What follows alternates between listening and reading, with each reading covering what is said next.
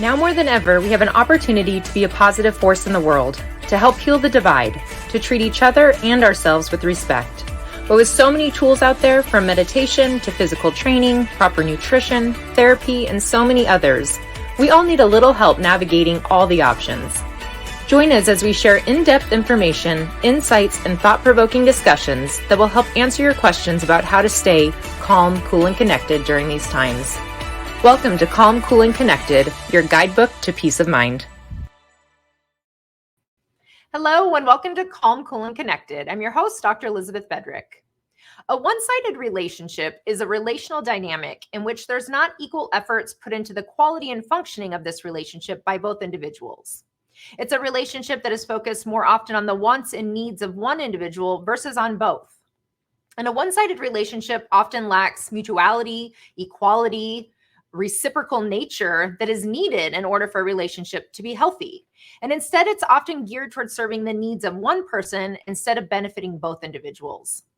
Some ways that you can tell if you're in a one-sided relationship is that if you feel you're constantly sacrificing your wants, needs, and boundaries in order to make your partner happy, this is a good indicator that it's likely one-sided.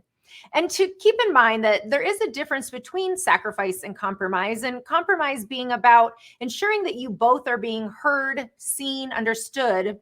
And sacrifice is the idea of really self-betrayal, of self-violation in order to make somebody else happy. If you begin to recognize that there's not much compromise in your relationship, but rather you're the one who frequently gives into the other person's expectations or desires, their wants, their needs, this is a really telltale sign to look out for. Also, if your wants and needs are not only not being actively considered, but even frequently dismissed, then this is a good indicator that compromise truly is missing from your relationship. The causes of a one-sided relationship are often the result of the relationship being slightly lopsided, usually at the beginning. Maybe these are things that we don't really notice. This is going to the restaurant of the one person's choice more often, watching the shows that they want to watch, doing what they want to do in free time.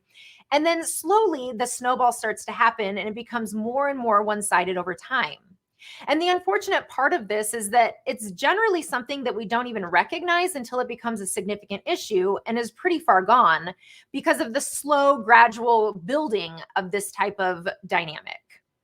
Generally, this type of relationship takes place when there's somebody with narcissistic tendencies in the relationship. And keeping in mind that somebody with narcissistic tendencies does not mean that they are diagnosed as a pathological narcissist disorder, but rather that they have tendencies and that they tend to focus more on their wants and needs and have a harder time focusing on other people's wants and needs.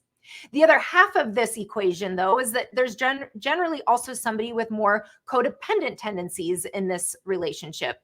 And somebody with codependent tendencies likely grew up in a household where they were the caretaker, they were parentified early on. It was their role and responsibility to make sure that everyone else was okay, and that's how they stayed safe during that time. So these type of individuals are likely going to be drawn to each other, attracted to each other, find each other in adult relationships because it's what they need in order to perpetuate their behaviors and their relational traits. So these personalities, when they're attracted to each other and they come together in this dynamic, it often results in a one-sided relationship.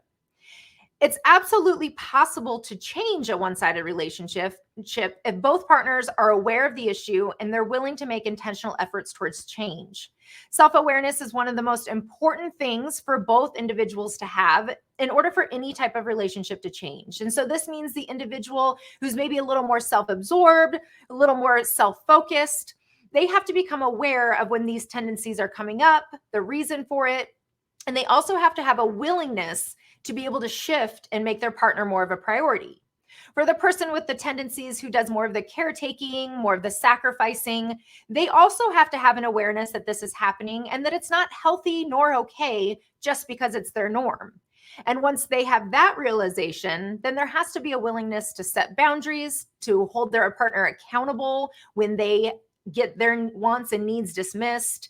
And so for both partners to have awareness of their own traits, of each other's traits, and then making intentional decisions to start creating change within the dynamic in order to work more towards compromise and less about the one-sided dynamic, less about the sacrifice.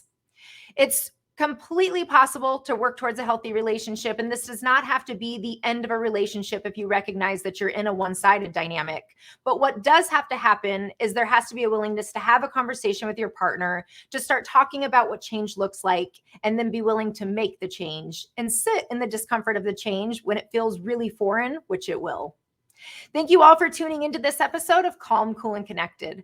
Please make sure to find us on Facebook and Instagram, and also make sure to rate and subscribe to our podcast so that others can discover our content as well. Thank you again for joining us on this episode of Calm, Cool, and Connected.